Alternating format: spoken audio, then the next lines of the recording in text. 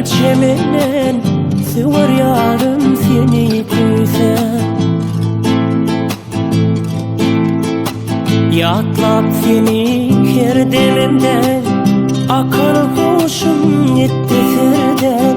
Karar tapman men bu yerde, mehribanım seni güzel. Karar tapman men bu yerde, sever yarım seni güzel.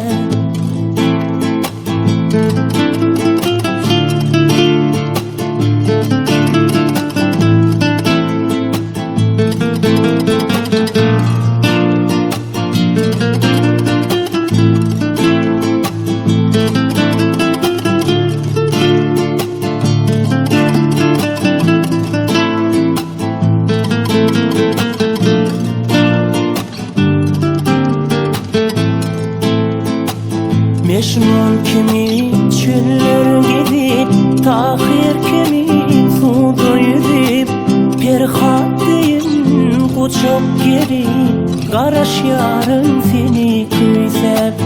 Perhat deyin kucak geri, garaş yarın seni güzel.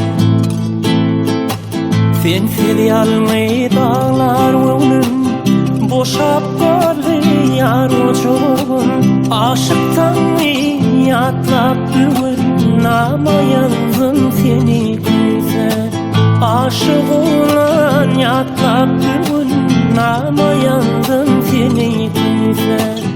Garaş yarın seni güzel, nama yazdım seni güzel.